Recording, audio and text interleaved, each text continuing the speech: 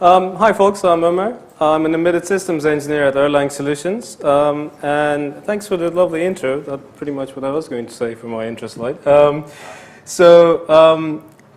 We're going to look at the actor model today and how it maps to the embedded domain, taking Raspberry Pi as our reference platform, and we'll go through an example scenario where you might want to control a bit of hardware and how you can actually employ the actor model to do that. So in the agenda, I'll start with a very quick introduction of the state in embedded systems today. We already heard about this somewhat. Because embedded systems today is quite an abstract term, we already know about these things by heart because we read about it every day, so I won't spend much time there. We will then have again, quick look at the actor model of concurrency. Just a quick show of hands. Who here uses an actor model sort of based language? I can see Joe raising his hand. That's good. It's only going to be a brief introduction, so I won't bore you with too much details. We're involved in a project called Erlang Embedded with the University of Kent. So I will give you an introduction to that and sort of give you an idea of what we're trying to achieve. And then we'll go through a worked example of how you can actually use features in Erlang and the actor model to create or model and develop your systems using actors. And I hopefully will be able to show you a little blinking lights demo, a video, and we'll follow that up with some feature explorations and some questions and answers if we have time left. Okay, so as I've mentioned, the definition of an embedded system is quite abstract these days. So the original and the sort of definition that I will go by is a small computer system that is designed to do specifically one purpose. Size-wise, it's generally a small computer system, but you can argue that a factory automation system is an embedded system as well.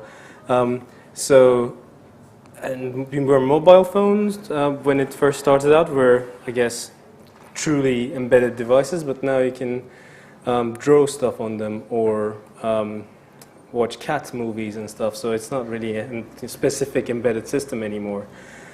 So, a little background, embedded systems has always been well, controlled or designed in C. So the lingua franca is C, and we can see that it's actually increasing in usage. So just to outright state that we're not trying to replace C. I think C is always going to be here for certain operations. But with the challenges that we have today in modern embedded systems, we can't really do everything in C.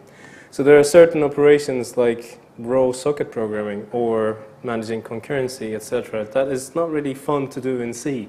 Therefore, you can employ a higher level supervisor or framework to manage the complexities of these systems, and this is what we're working on. So just a quick slide on general current challenges that we have. We're dealing with some extremely complicated system-on-chip platforms with quite a lot of peripherals and different interconnects between these devices, different processor cores, multi-core processors embedded in a single chip. We also have this beautiful thing that's called Internet of Things. Stu mentioned about this, so I won't go into too much detail, but everything around you is eventually going to be connected together. And there are predictions that we will have billions and billions and billions of devices that will all be interconnected somehow. So the whole distributedness and the connectivity aspects of these systems are becoming more and more relevant and quite important. And we also live in a world where we can have 3D printers and design our products in a matter of days as opposed to weeks or months now.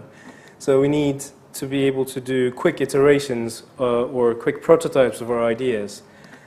So having a higher level framework to facilitate that is, we think, quite an important thing or quite an important step to take. So traditionally, there has been different kinds of embedded systems. So the smallest of devices use a bare metal approach where you don't really have an operating system as such. You do direct register manipulations. and you don't have POSIX or anything like that. Usually this is the 8 to 16-bit processor category. The second category is real-time operating systems, and within RTUS it's a minimal operating system, as you can probably tell from the name. It does give you certain guarantees, timing guarantees, and it also lets you abstract your application into small units or chunks of code. And quite often it gives you some form of communication primitives that you can use to establish communication between these things as well. RTUSs are quite popular for safety critical applications as well. So space programs use RTUSs and that sort of stuff. And of course the last one is embedded Linux, which is pretty much just slimmed down Linux with a few optimizations and well, smaller size, smaller image sizes, etc. And you also have this notion of accessing hardware within your device as well. We are going to focus on these two categories, or these two are the applications that we're interested in. We don't really want to go bare metal just yet, but certainly on our list of very interesting experiments in the future. So RTUSs do have certain concepts that I've mentioned earlier as well. They do give you this notion of tasks. So you can encapsulate your or bits of code into these little units called tasks, and then the operating system itself does give you the messaging primitives that you can use. It's generally almost always shared memory approach. So you do have certain facilities like mutexes, semaphores, looks that you use to well, ensure that different tasks are not trying to change different areas of memory, or they're not trying to access the same peripheral, physical peripheral at the same time, and so on. And again, RTUS also gives you the scheduling guarantees that you might require in your application as well. So, and if you look at embedded Linux, it's really not a new concept. It's been around for a while, but it's becoming more and more popular with the advent of these cheap and readily available boards. It's usually an easy jump for many software developers, because they're used to the shell, they're used to their favorite scripting language and that sort of stuff. But there is no direct mapping as such for real-time operating system concepts. You might think, well, operating system threads, tasks, that sort of stuff, but you still need to use a different programming language than you're probably used to encapsulate your application into tasks and establish communication between them, etc. And also the Linux device driver framework, it's really not that good, and the documentation is pretty terrible. All in all, it's quite popular, and people are doing some quite interesting applications with it, so it's actually not that bad. So the actor model is not a new concept, it's been around for a while. The original definition was the universal primitives for concurrent computation. What makes it interesting is that they don't have any shared state. They're self-contained and atomic, which makes it really good for distributed applications and concurrent systems. Actor model is not just implemented by Erlang. There are a variety of other implementations as well. They use asynchronous message passing to communicate between different actors. And the way these messages are processed are they are kept in a mailbox, and then they are processed in the order that they're received in. Actors have a very strict set of operations that they can do. They can either make local decisions or change the local state, internal state, sorry. They can spawn new actors to deal with, say, calculations, etc. Or they can send messages to other actors so that they can deal with the incoming command or data. So if you look at a very simple example, we might have this first, I can't find my laser pointer, unfortunately. So we have this first data, say a data acquisition actor, which passes a set of values to our number cruncher process. And depending on the number that you have received in, or the size of the data that you're processing, you can choose to, say, spawn 3 new actors and send a subset of this data to 3 of these worker actors, and then receive the results back and pass them on to your original requester or the original thread that generated this data. Or you may choose to send it elsewhere as well. Now, this means that you can offload this to multiple cores or multiple nodes so that you can utilize a distributed processing architecture. And since these units are all self-contained or self-contained and atomic, it actually works. Now, it's pretty cool, actor model, but there are also some limitations to this. So the model itself does not define any inheritance or general hierarchy. So it appears that every language and library implementation has different notions of these things. And also, synchronous message passing is not the holy grail. It's certainly not the right thing for certain applications. But in the embedded systems context, I can't really see that being too much of an issue. Also, the abstract definition may lead to some inconsistencies in larger projects where you have multiple engineers working on a single thing. So the whole fine coarse-grained thing can be a curse and a blessing at the same time. So Erlang Embedded is a knowledge transfer partnership project between the Erlang Solutions, the company, and University of Kent, the academic institution. We're looking at ways on how to use Erlang in our modern embedded devices, which are multi-core, connected, distributed. We're doing some design work on this and creating little use cases, and we're publishing our. In fact, we will be publishing a lot more stuff in the next few weeks on our website, erlangembedded.com. And the reason why we're doing this, or why we chose Erlang, for the sake of this talk, it implements the actor model. It's not actually a new language. It's been around for quite some time, and it's been battle tested at Ericsson and many other companies. In fact, it was originally designed for embedded applications. So the telephony devices that Ericsson had required certain guarantees that other programming languages didn't have. Therefore, this was born out of necessity. So while today it's being used in these massively distributed messaging systems or web backends, etc., originally it was designed for embedded applications. It does support concurrency in distributed systems, or distributedness, is that even a word, out of the box. And it has some very interesting features that lets you create very robust and resilient hierarchies or overall systems. There are a lot more features that makes it an interesting language, but if you're interested, you can go to erlang.org. Or we have a few Erlangers around. We're happy to have a chat after the talk. So, another extra slide about the high availability, reliability aspect.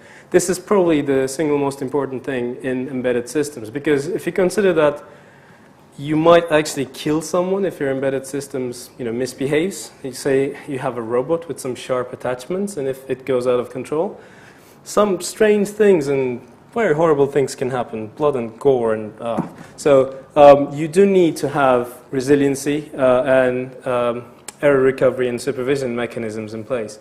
So the actor model gives us this whole nice isolation, since there's no shared data or possible corruption, and you can use the OTP supervision hierarchies to structure your system in such a way that even if something fails, you can return your system to a known state fairly easily. It also has another interesting feature, which is the hot code loading, which gives you the option to dynamically reconfigure your system if things go wrong. This means that you don't actually have to stop the operation of the system, or you don't have to do a sort of cold start from scratch with the new bytecode. You can simply swap out portions of your system that misbehaves. So a few little syntactic examples. How do you actually create an actor? From now on, I'm going to use the term actor and Erlang process interchangeably. That they mean the same thing in the context of these slides. So let's say we have a process, and we want to do some more stuff in a different process, maybe somewhere else, or maybe on the same node. We simply just call the spawn function and give it the module name, the function name, and the arguments that we want to pass to it, and it just generates a new actor or Erlang process that we can now send numbers down to calculate the factorial. Communication happens via synchronous message passing. Oops. So if we want to send some data to process ID 2, we can just say process ID 2, bang, and then in this tuple, because it's asynchronous, the process that received the message doesn't really know where it comes from. So if I want a response back, I just pass my own process ID and then the message I want to send. So when you issue that, a nice little tuple gets sent to process ID 2. You can, going back to the error recovery and the resiliency aspect of it, you can create links between processes. So let's say we call the link function to process ID 2, and now if process or PID1 fails, process ID will know about it. And this is this coupled with the supervision hierarchies that I'll be talking about in the next minute or so gives you the chance to create some very robust system hierarchies. So the ideology behind all this supervision trees or nested supervisor, etc., is we just let it fail in Erlang, which seems probably a bit awkward for the non-Erlangers in the room. What we mean by that is we remove the error handling away from the modules and place it in higher level supervisors. So that means we write less code, less actual application code, less of the whole if, fail, do this, etc. And we let the supervisors deal with the error conditions. So we can create, as you can see from the sort of these area, we can create nested subsystems within our overall system.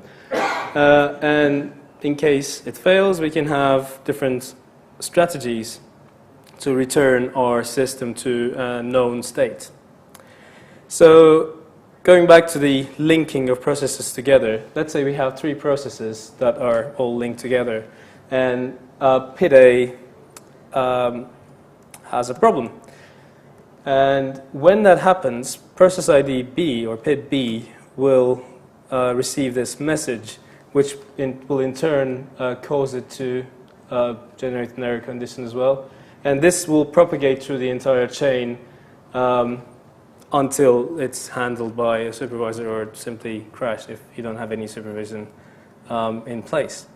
Now, you can prevent this from happening by trapping exits. And if you set the process flag trap exit on one of these processes, if it receives this error condition, it simply will contain that error, and you can then choose to maybe restart the PID A or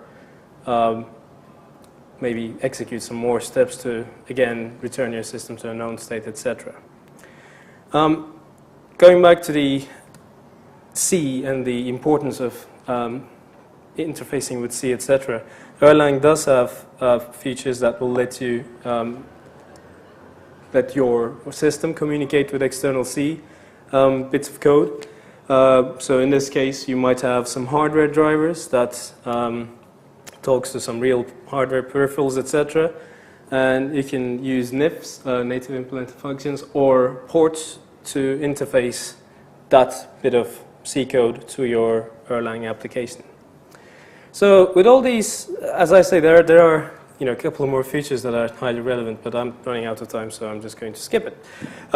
So with all these things considered, we think Erlang could be a great orchestrator for these complex systems.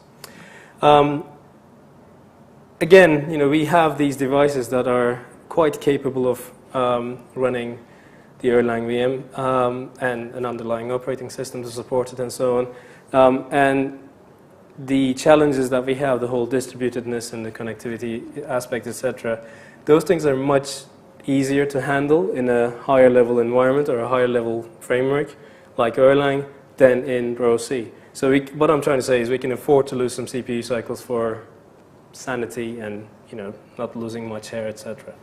So let's talk a bit about the Raspberry Pi. You probably have heard of this. It's been in the news or practically everywhere in the past couple of months.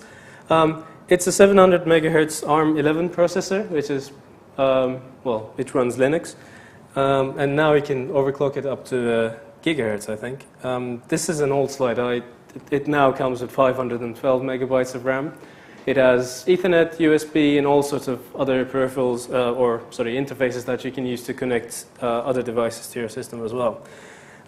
One interesting aspect of the Raspberry Pi is perhaps, first of all, the fact that it will be eventually sold at $35, which is extremely cheap for such a platform, or let's say affordable for such a platform. But another important thing that we are focusing on is the fact that, the Pi Foundation is a registered charity, and they're trying to introduce this little computer system into schools to teach young people programming and put the fun back into learning computing. So these little people who are now working with these devices, they are going to be our future engineers, programmers, hackers, managers, etc. So if they know about, if we can present them with fun challenges to introduce them to concurrency and parallelism and distributed systems, etc., I think we might see some very interesting results coming in the long run.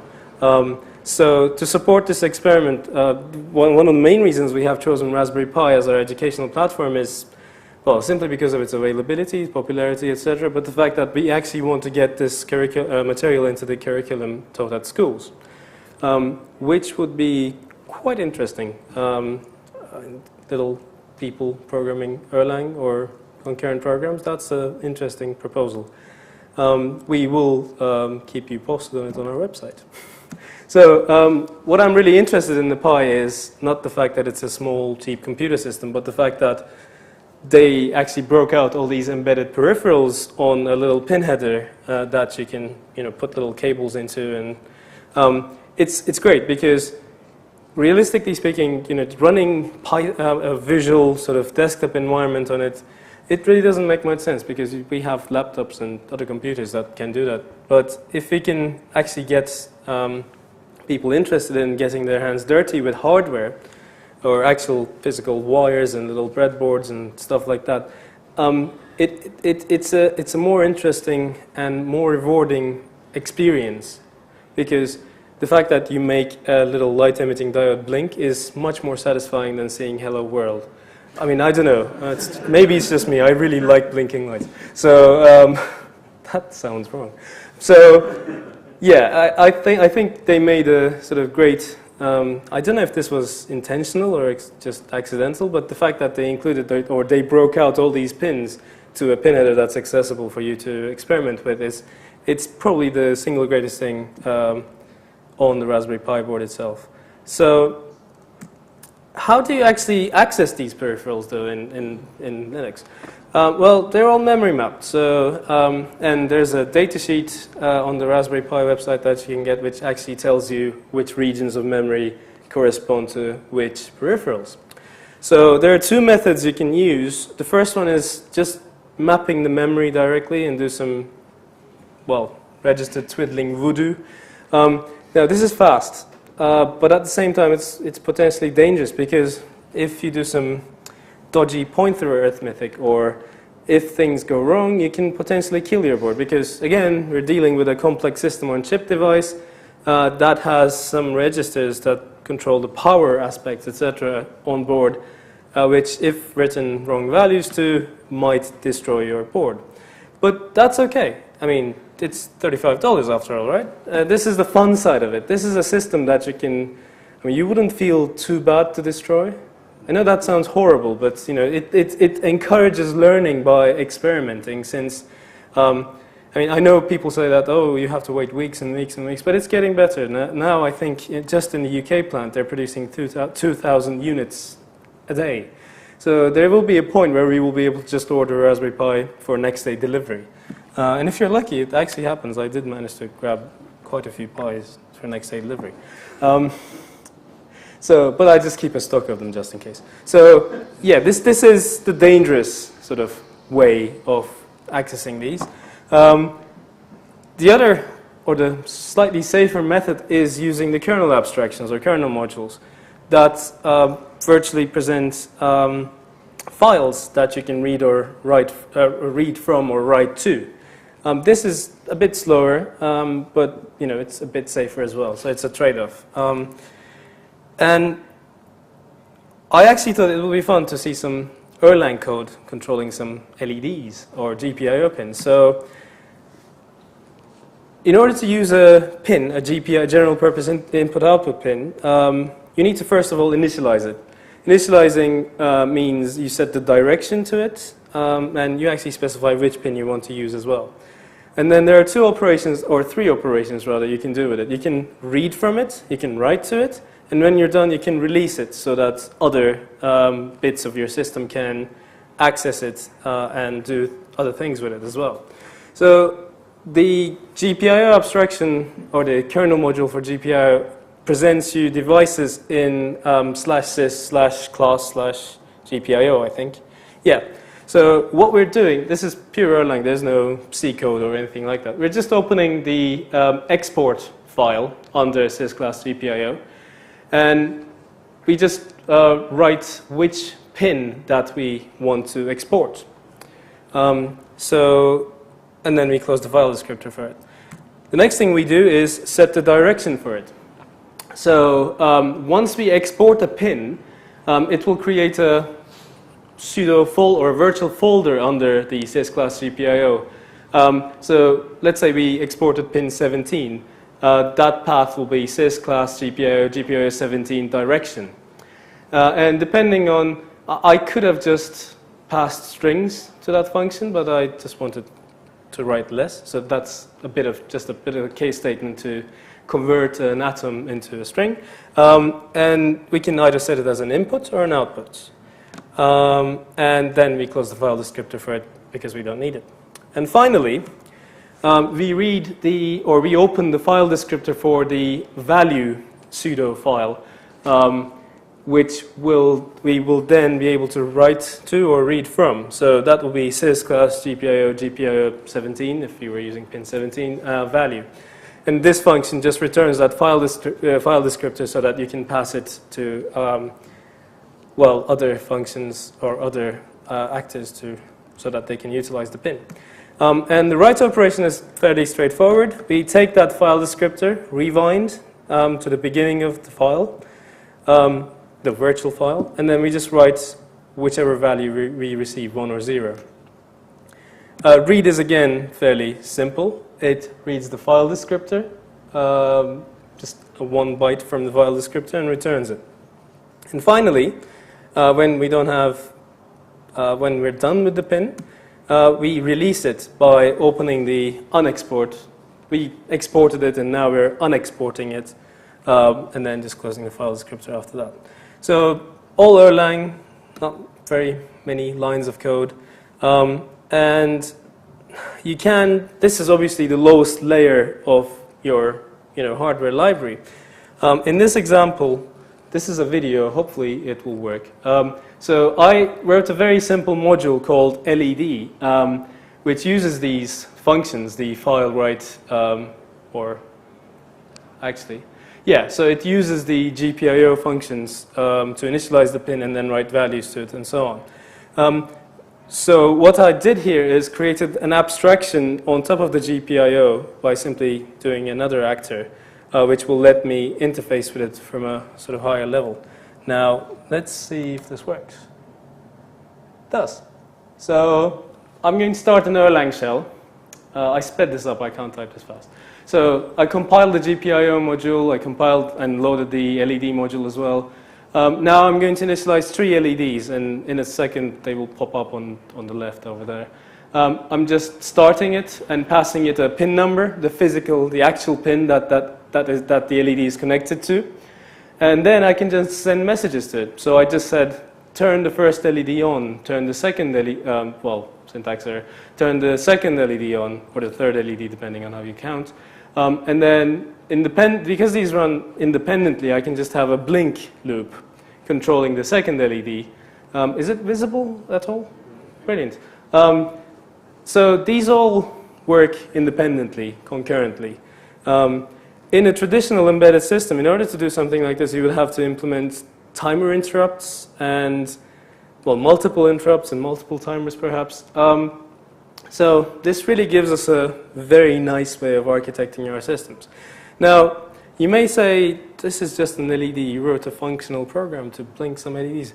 I will get to that in a minute.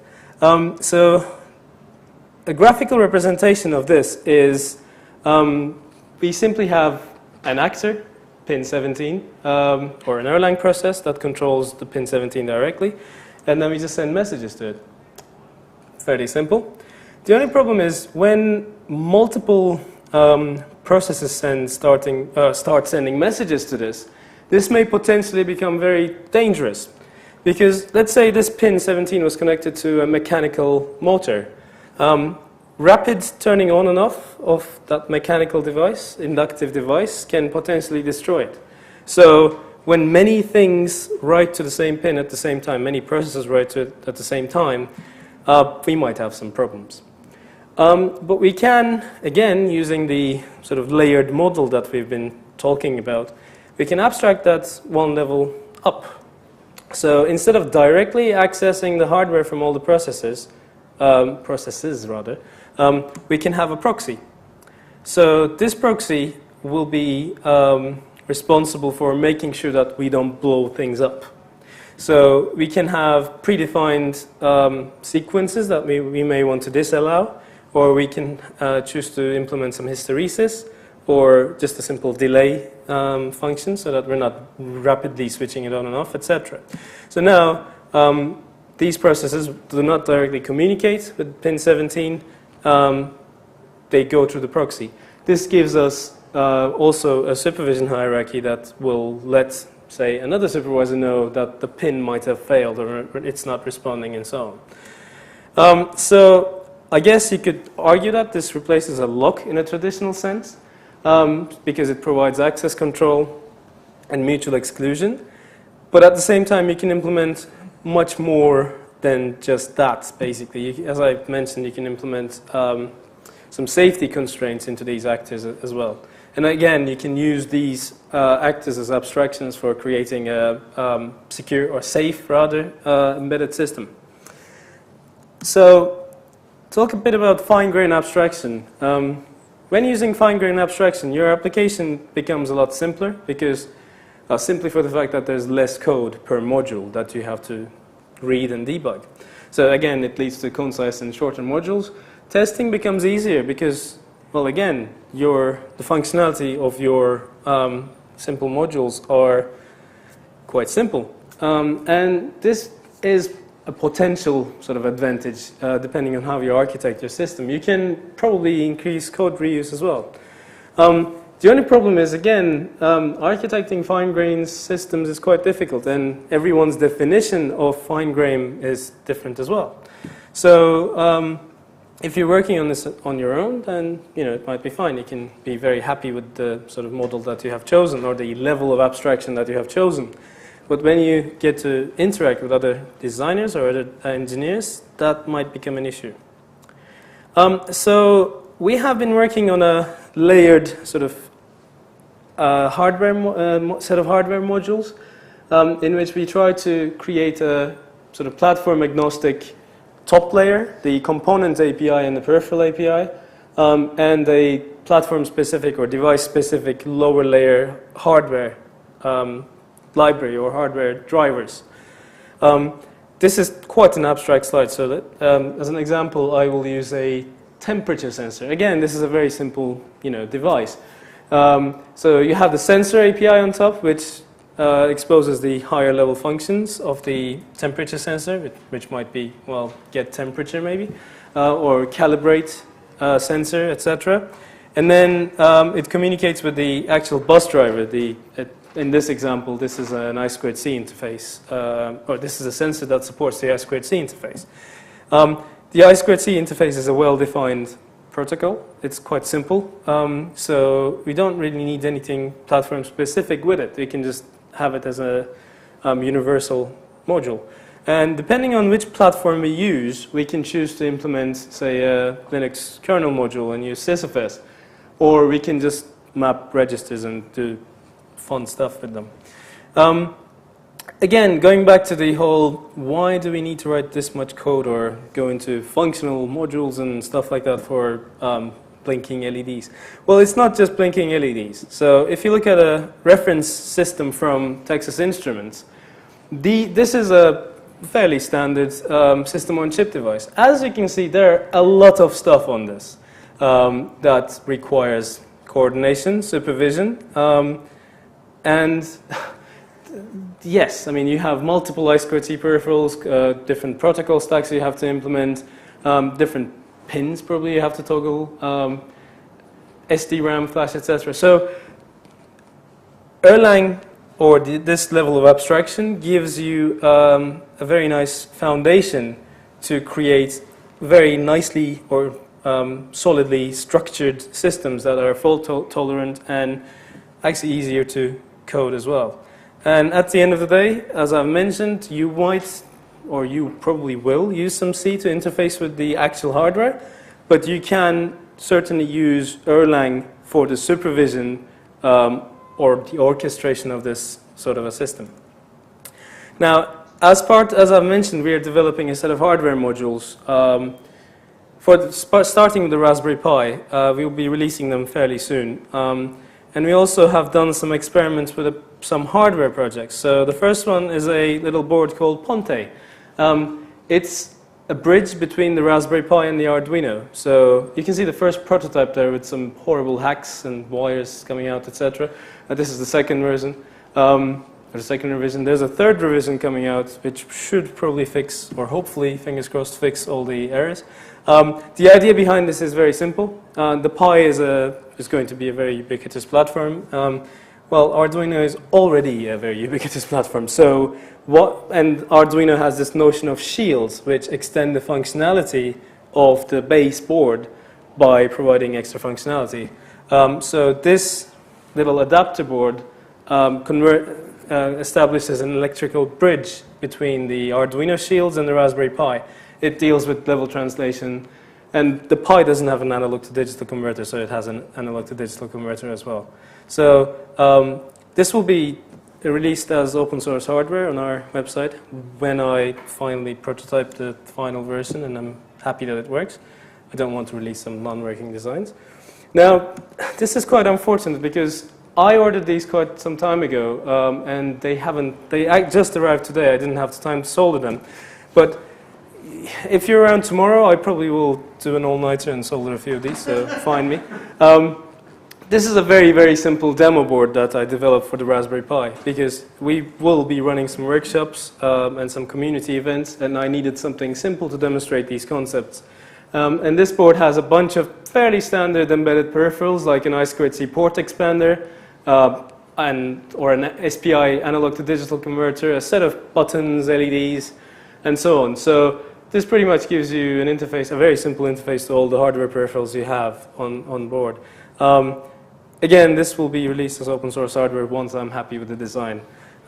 Finally, while I was waiting for this board, I wrote a little Torben and I wrote a little hardware simulator that has a visual representation of all the peripherals that we have on this board. I mean, they look a bit different, of course, but so the idea is that you can simulate the functionality of the hardware modules that we're developing, or you can simply experiment with hardware modules using a front-end written in HTML and JavaScript that communicates with an Erlang backend using WebSockets. This is a very early version, so never mind the debug messages. But the idea is that when you, say, toggle the value of a potentiometer, that gets sent back to the backend, and then you can pass that via a simulated ADC, SPI module to a simulated, well, temperature gauge or something along the lines of that. So the API or the sort of structure of this simulated framework is exactly the same as the real one. It's just that there are less chances of blowing things up. And it's actually more colorful than the actual board as well. So future explorations, just to spend a second on this. We are quite interested in a number of different things, but I had to choose one because I'm running out of time. So this new project called Parallella, they have a very interesting, very low power, extremely low power, cut down multi-core MIPS architecture that they are pairing up with a Xilinx Zinc FPGA, which happens to have a multi-core ARM processor in it. So when we finally receive this will be a couple of months, I think, I will certainly be running Erlang on the FPGA device, on the Linux running on ARM cores. And then look at ways we can write some interfaces to the hard IP blocks within the FPGA and also the coprocessor, the MIPS coprocessors that we have, which will have 16 cores. So this is going to be fun. I'm quite looking forward to it. Keep an eye out on the blog. I should really update it. So if you want to get started, you can download a pre-compiled package for the Raspberry Pi at the moment from our Erlang Solutions packages page. We will be publishing more packages for other architectures as well. But if you just want to get started on the Pi, you can head straight over and download the package. And we're also in the process of putting together an Erlang Embedded training stack, which contains an embedded Linux primer and some basic Erlang plus the hardware framework that we're developing. This is for the people interested in doing real Internet of Things devices. So get in touch if you're interested. I think on that note, I would like to say thank you very much for listening. And if you have any questions, feel free to get in touch. And yeah, thank you.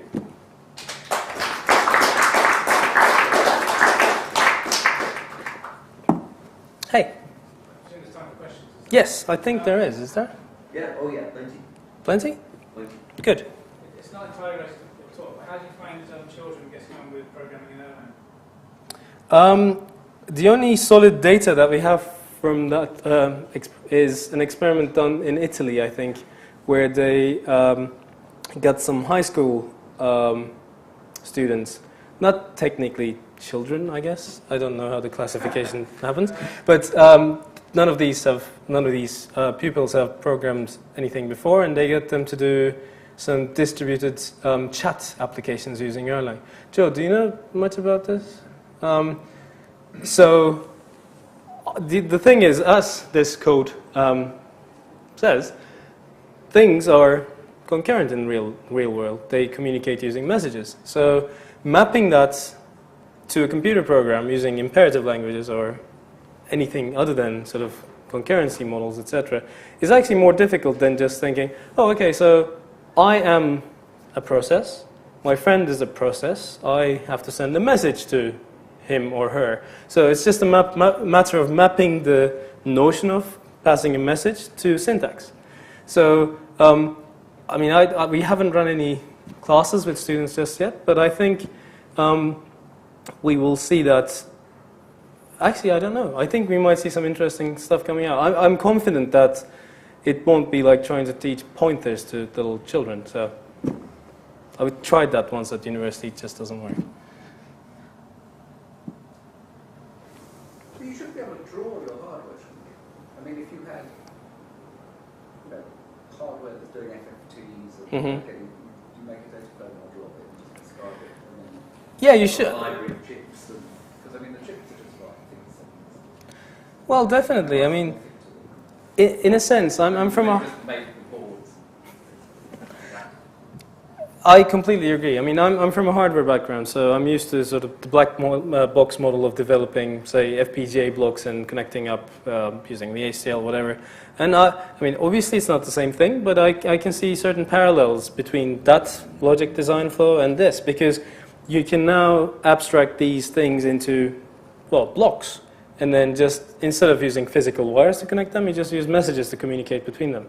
The only different thing is it's asynchronous, so you need to be careful with certain things, but then again, it is perfectly viable to create blocks or block representations of these devices or gadgets that you have connected to your system, and then create like an overall architecture, a visual representation. It seems to me, I mean, hardware particularly got it right. If you want to build stuff, you just go in the catalogue and that chip and that chip, and you just connect the pins on it works. So the software people got it wrong. You can't just get libraries and wind together and work. The current thing is wrong. The fundamental difference is that hardware is all running in parallel, software is running sequentially. Yeah, hardware inherently is parallel, you're right. So it becomes the same. So is the idea to keep children away from sort of sequential parallel programming as long as possible? I just used to using building blocks and hardware and Erlang and well, like Lego, exactly, yeah. It's the same kind of thing, just components put together with wires.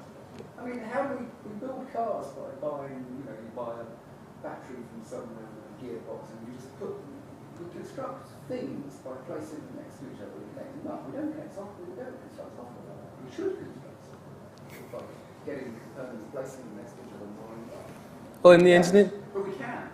yeah, we can. In the engineering world, there are, paradigm or there are visual programming environments that let you do that. Like LabVIEW, for instance, is a major scientific sort of visual programming environment, where you have Simulink from MATLAB. Can't remember the company that produces.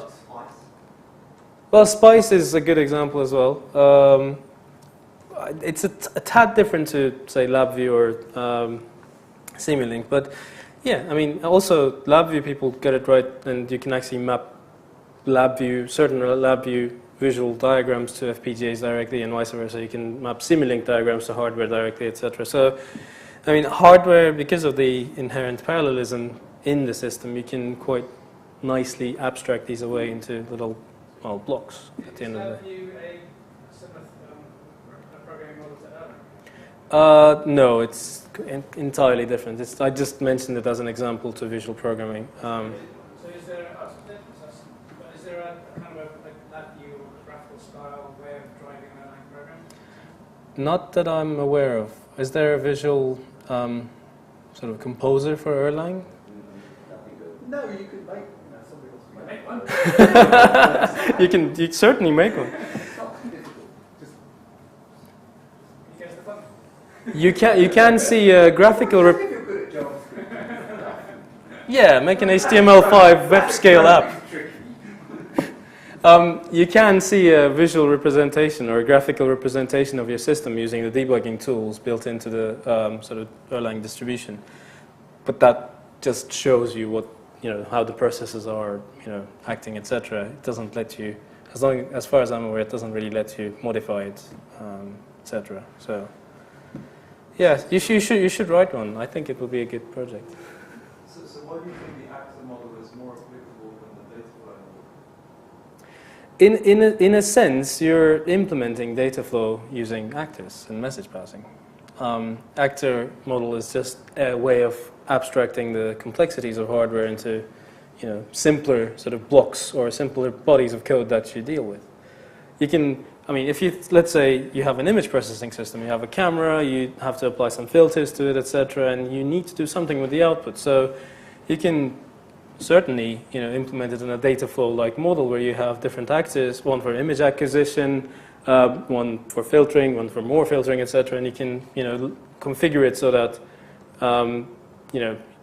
you send the image data, sensor data to the first filter, and then to the next one, and so on and so forth. So it's very application dependent, really. not all embedded systems require data flow processing. There are certain ones that they do, but mostly, I think the interesting bit is the fact that you can, say, abstract interrupt service routine into just simple processes so that you don't have to worry about, say, vectored interrupts or interrupt priorities and interrupts at all. You can just, have them concurrently running or even parallelly running on different cores, etc. So, one of the experiments that I'm doing at the moment is mapping hardware interrupts into Erlang messages and, bypassing the entire sort of interrupt structures, etc. So, I was playing with this yesterday. great fun. I just reflecting on the fact that the world of computing kind of did, for many years, about 30 years, 40 years, been divided into people who can write programs and people who design hardware. And there's this incredibly narrow little, like Venn diagram of people who do both. And I think this is going to open that up into somewhere where software, I mean, I was just thinking, I can get FFT chips and just put them onto the board and wire them up because I want to make a sound application. Well, I can't do it now, it's just not possible. But I can buy some DSPs and just put them on the board and just wire it up. I mean, they cost $5. They go bat out of hell compared to that. So in that case, we haven't had this hardware software co-design because it's been so specialised. I think the hardware the program is easy. Hardware is tricky. It's been tricky for many years. Now it's more fun. Little things for $10 and a few little wires and stick them on. The beauty of hardware is if it doesn't work, you can just throw it in the bin. It's quite satisfying to do that. Yeah. And I think we can see a whole lot. Because we just make a breadboard and buy a few of these chips. Yeah. And then you just say, okay, I'll make a printed circuit, you stick them on, and then you make an FPGA, and then you make a VSI chip. And it's just all those barriers to entry are coming down. So it's great fun. No, just as a final remark, as you say, you can certainly attach a few co-processors to your system. I mean, like in the parallel case I was talking about earlier, there's a 16-core MIPS device attached to an FPGA, or technically attached to an ARM core. So you have this notion of employing many co-processors, different kinds of devices, which are very good at doing different things, and then just write your overall sort of system description or the orchestration of all these different devices in Erlang, using abstracting them away into little blocks, etc. I think that's an interesting proposal because we have different devices, especially with the whole low power, consumption and let's save the environment kind of stuff happening. We need to be careful with the sort of devices that we employ for calculations. So FPGAs are great for certain things, but it might be overkill for certain other things. So you might want to employ a smaller core or this 16-core, 64-core device to do different things, etc. So on that note, I am going to leave the stage, and thank you very much once again for listening. Cool.